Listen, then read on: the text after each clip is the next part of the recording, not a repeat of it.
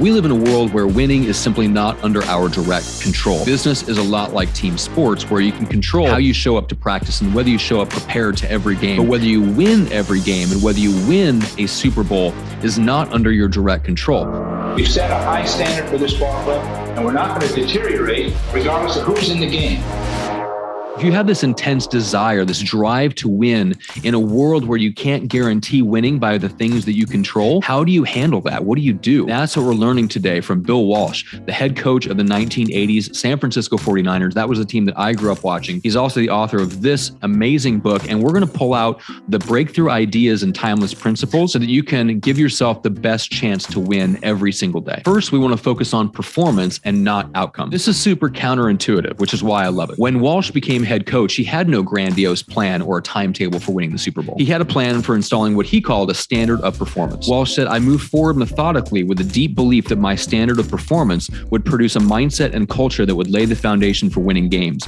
Beyond that, I had faith that the score would take care of itself." What is a standard of performance? Well, when you strip out all the football analogy stuff, you're left with this. It is your baseline level of actions and attitudes. In other words, it is the approach that you bring with you into every single day. Your standard of performance either increases your odds of winning or it dooms you to failure. Rather than focusing on typical goals like making the playoffs or winning the Super Bowl, Walsh came in and got his team to focus on their baseline level of performance day in and day out. Walsh said, "I focus less on the victory and more on the process of improving, obsessing perhaps about the quality of our execution and the content of our actions and attitude." The great thing about focusing on your performance is that you can start acting like a winner right now, and you can start to internalize that well before the rest of the world figures out that you're a winner. But eventually that winning mentality is going to show up on the scoreboard.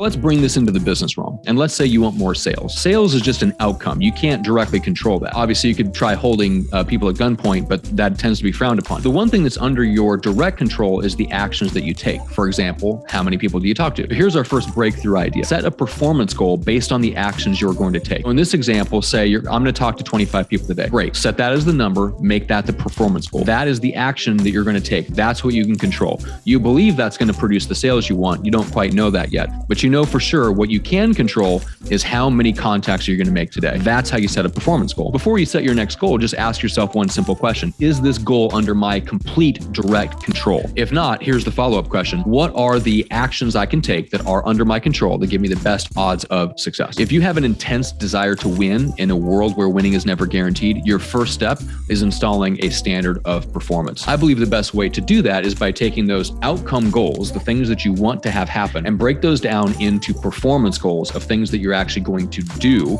give them a number, and then focus on hitting that number every single day. But regardless of whether you like that goal setting approach or not, there's a timeless principle here, which is focus on what you control, obsess over it, but then let the score take care of itself. The second thing I pull out of Walsh's book is to build a base camp. Let's say your mission is to climb a mountain, and the definition of success then is you got to reach the summit. Well, it's a lot easier to reach that summit if you're starting from a base camp that's already halfway up the mountain. When you set your own standard of performance, it becomes that base camp, that baseline level of performance that you bring to every single day. One of the biggest disagreements I have with Tony Robbins is that he teaches that the best time to set goals is when you're in this peak emotional state, right? You're at this absolute high of emotions. The challenge is you can't stay in peak emotional state all day, every day. And that's when the work actually has to get done. The vast majority of the time, you fall back to your standard of performance, the baseline level of actions and attitudes that you bring with you to every day. What happens when you're setting your goals based on being way up here in peak emotional state, but then you have to do all the work when you're down here in your baseline? You have a major mismatch between your goals and your standard of performance. From what I've seen, people tend to set the wrong goals when they come out of a peak emotional state like that. And when they get home, they find that they don't have the standard of performance that gets them there. What they do is they blame themselves. And then what do? They go buy a ticket to another event,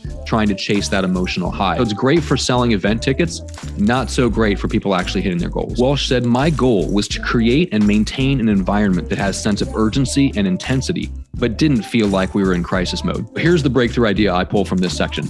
Your standard of performance is the key to attacking each day with urgency and intensity without being in crisis mode. Which brings us to the last idea. Think like a 1-point underdog. Walsh said, "I wanted to instill the belief that regardless of our opponent, we were a 1-point underdog.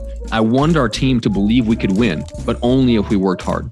The best thing about this mentality is that it works whether you're just starting out or whether you've reached the highest pinnacles of success. This means that you take on the belief that you can can compete at the highest levels, but that you'll have to work hard and play under pressure to win. Whether you're a new entrepreneur or maybe you've already had massive success, either way, this mentality is going to keep you focused on mastery and protect you from overconfidence. So let's sum up the breakthrough ideas and timeless principles we've taken away so far. Focus on performance, not outcomes. Establish a standard of performance that acts as a base camp, and think like a 1-point underdog. That's how you approach every day with urgency and intensity without being in crisis mode. And when you do that, the score takes care of itself. This channel exists for entrepreneurs who want 3 things. You want to become famously influential to the right people, you want to teach, train, and lead others so you make an impact, and you want to enjoy your life along the way.